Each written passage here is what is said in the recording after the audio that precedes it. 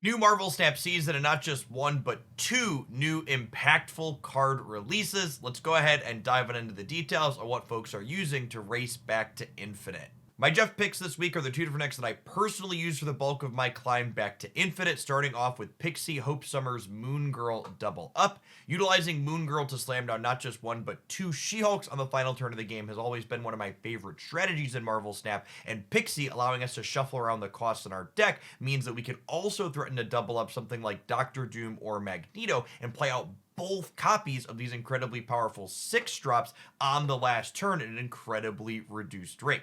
I also love that this deck has some fantastically powerful proactive disruption. Goose can lock our opponent out of playing to certain locations. Mobius not only mitigates some of Pixie's downside, but also locks our opponent into playing an honest game of Marvel Snap. And Spider-Ham can take a key card away from something like Living Tribunal or Hela, rendering their game plan a little bit inept.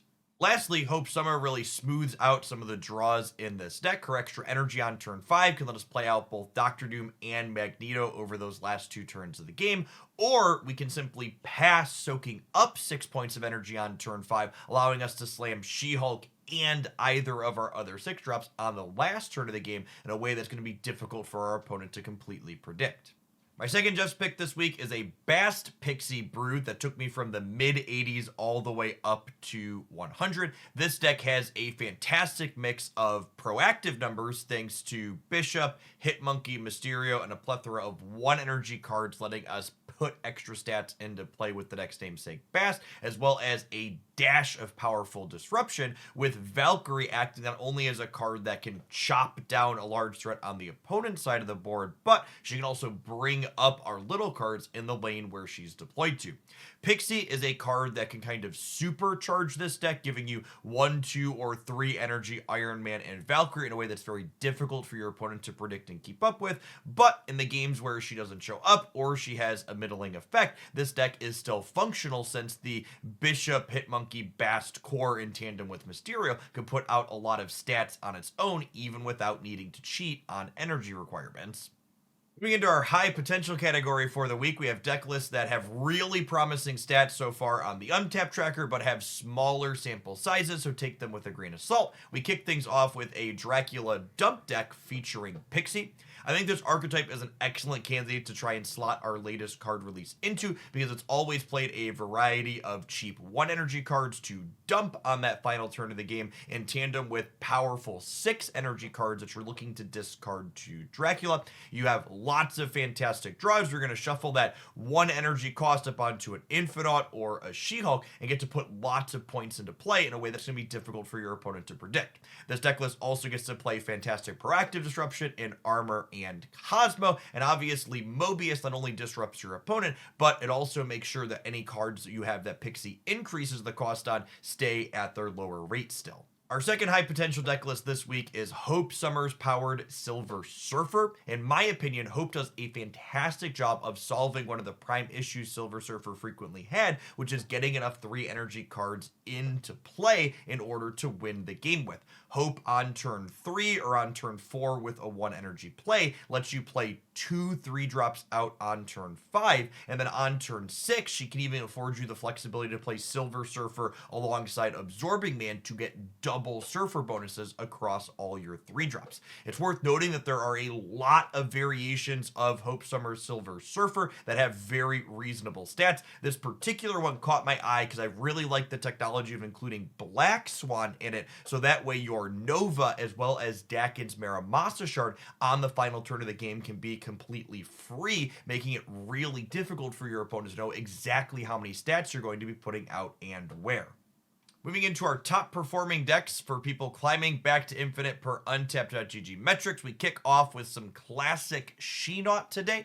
It is worth noting, while these 12 cards aren't anything new or fancy, there are people experimenting with both Hope Summers and Pixie in this deck list as a way to cheat out some of your larger energy plays. That being said, both of those new cards have smaller sample size in this tried and true one for this season climb to start, and they notably have weaker metrics so far, but that could change as people optimize things further and figure out the exact ideal combination to get new toys into this old classic. Our next deck list in the high performer category this week is Living Tribunal combo. This deck list has become the premier make big numbers deck after Lockjaw suffered its nerf, pushing Hela down a little bit. If you're not familiar, it essentially stacks Iron Man followed by Onslaught and Living Tribunal in a path with another card that has a number on it. You then make a massively big number with your 4x Iron Man and then divide that across the board in a way that's difficult for your opponents to keep up with. It's noteworthy that this particular most popular list is featuring Mr. Negative as a way to cheat on energy periodically, getting you those 0-5 Iron Mans that are brutal for your opponent to keep up with. But there are also non-negative variations playing Wave as additional accelerant that are running around popular as well. Our next top performer this week is the Zabu Black Knight deck that's really efficient at putting big stats into play at discounted rates. Whether it's Black Knight or Ghost Rider cheating Infinite's 20 points of stats into play, or simply Cull Obsidian and Sentry dropping down 10 stats for 3 points of energy, this deck list can put lots of numbers on the board in a way that's difficult for your opponent to keep up with, and you top all of that off with the fact that Zabu lets you play Shang-Chi, cutting your opponents down to size in the few games where you can't simply go over the top of them. Our last deck in the top performing category this week is Classic Sori Shuron. I often say that this is a sign that the Marvel Snap metagame is healing / in a good spot when this deck crops up as a top contender, because it means that Shuri into Red Skull's effective 21 points of power in a full lane being competitive means that things aren't going too terribly large too much of the time. Only thing noteworthy in the Shuri deck list this week is that the more popular and better performing Shuri variations are playing our January season pass card in Scar.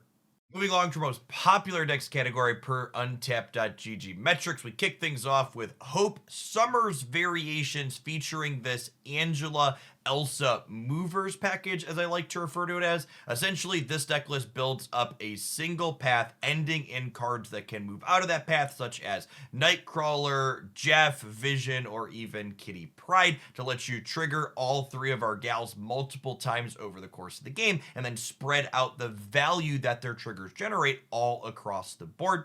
Hope Summers really pushed this deck list up to the next level, allowing it to play multiple 6-drops in Dr. Doom and Magneto at the top end of the curve, while still allowing you to slam down 1 energy cards like Kitty Pryde or Miles Morales on the final turn of the game alongside them.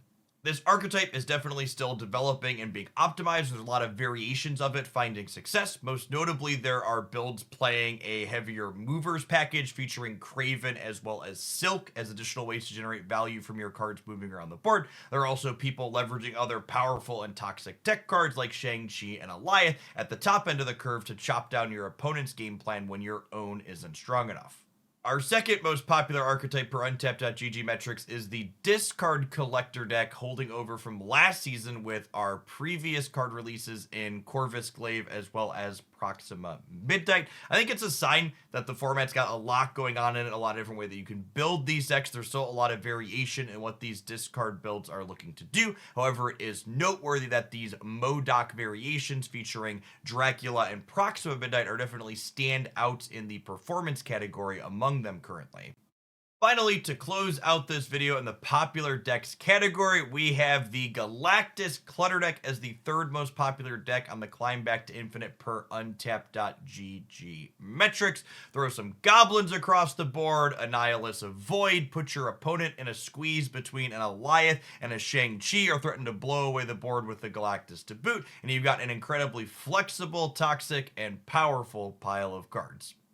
All in all, I gotta say, I've really been enjoying my time playing Marvel Snap lately. The OTA last week did a fantastic job of tapping down some of the best decks in the format, and this week we got 2 fantastic card releases that I've spent double-digit hours brewing and playing with at this point, and I feel like I've still only barely scratched the surface of what they have to offer. I'd love feedback on this video. As always, I was kind of extra short on the established archetypes today while spending a little bit more time talking about the decks featuring new cards. Do you think that is beneficial / reasonable, or should I spend more time rehashing those older archetypes for people who are potentially new? Let me know in the comments down below. As always, if you enjoy the work that I do here, be sure to snap that like button, and hopefully we'll see you back again real soon for some more Snap content here on YouTube.